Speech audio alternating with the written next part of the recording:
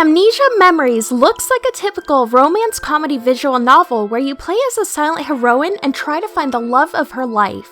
It seems interesting enough to visit, but there are quite a few dark secrets hidden. Each guy you pursue has something bad happen in his path. It's either depressing or horrifying. Because of how strong the story for this game is, the bad endings are very painful to sit through. Let's go over what negative things can happen for each guy. We'll start with Iki. He has a magical gift of hypnotic eyes that make any girl fall in love with him. The reason he is initially interested in the heroine is because she seems to be immune to his eyes. While they're dating, however, he treats her coldly and will wave her away to spend time with other girls. He also tells her that they have a limited amount of time before they have to break up.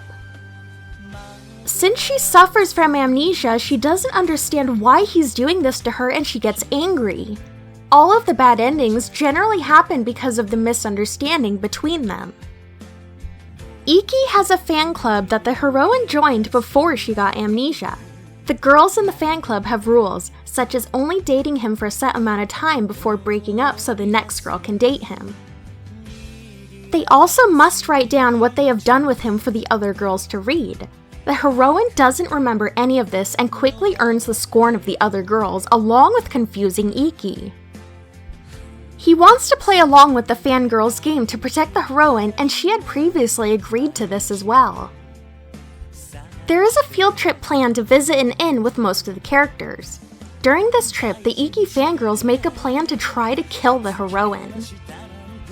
It can potentially end in her being rushed to the hospital and becoming comatose, deaf, and blind from their attack.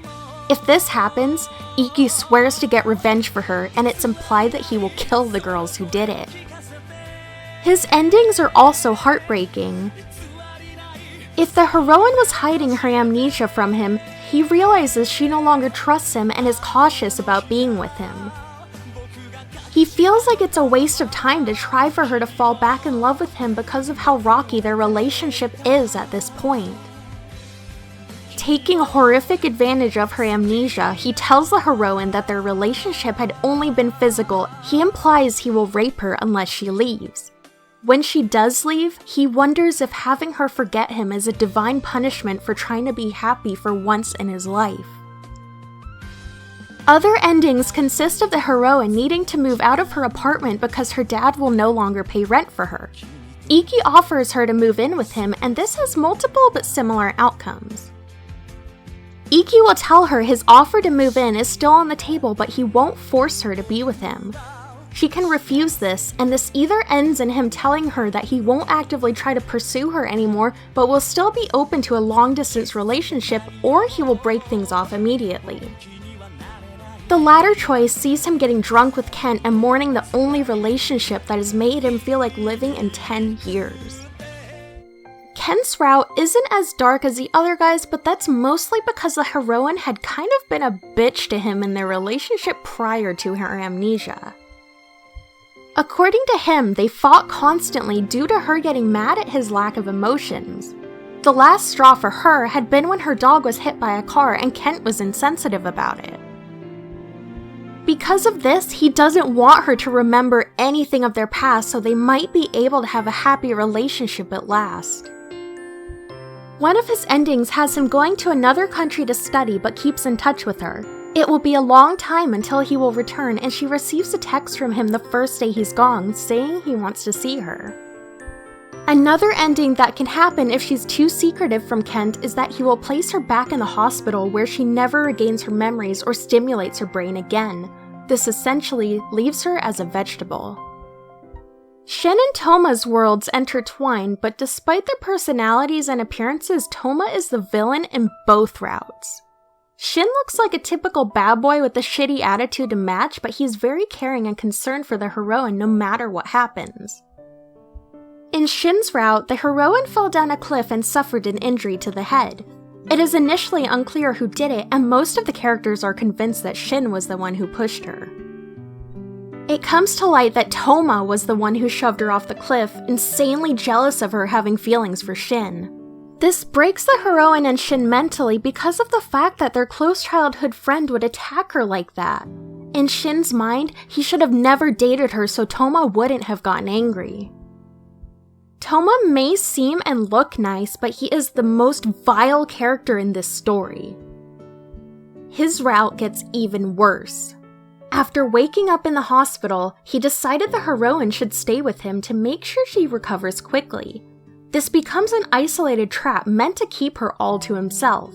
He uses her memory loss against her to manipulate her into staying.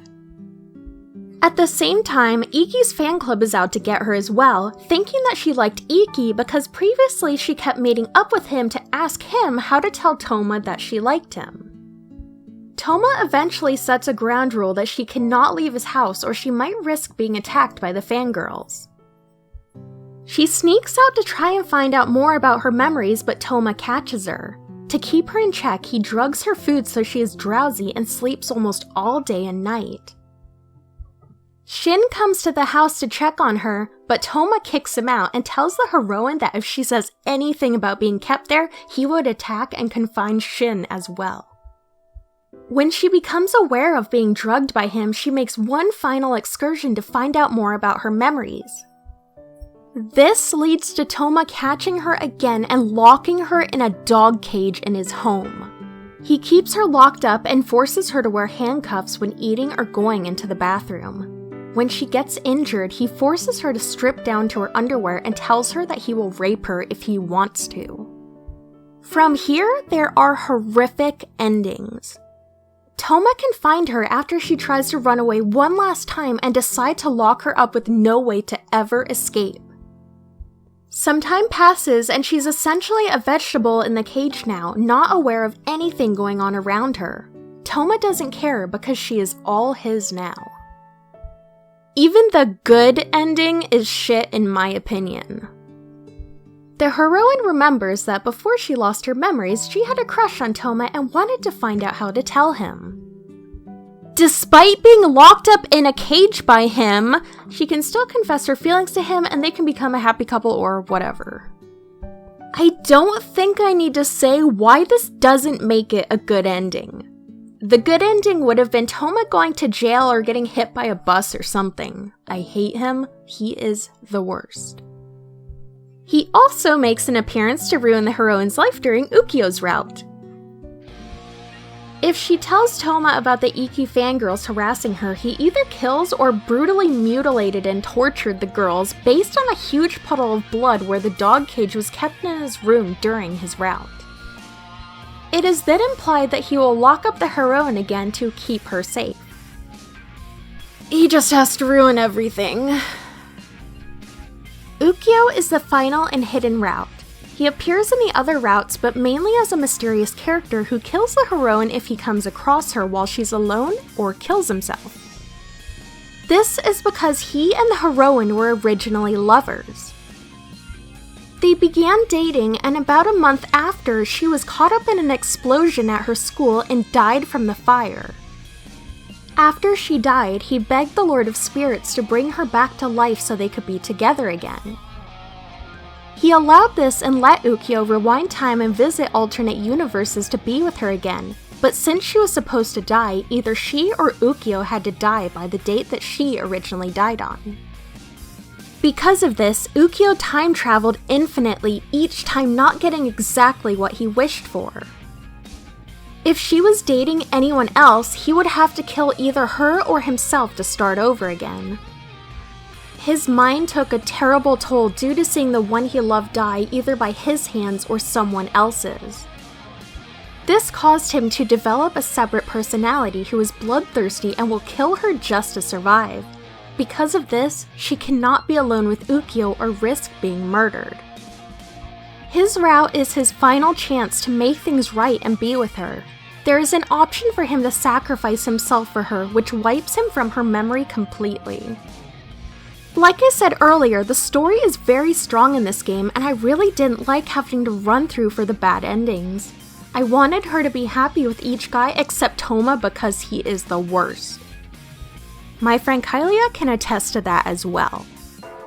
Thank you for watching the video. Let me know if you liked this video, if you want to see more like it, what games you would want me to go over the stories about. Leave a like if you liked it, subscribe if you want to see more content. Check out my Redbubble and Patreon because they help me out a lot, and thank you for watching.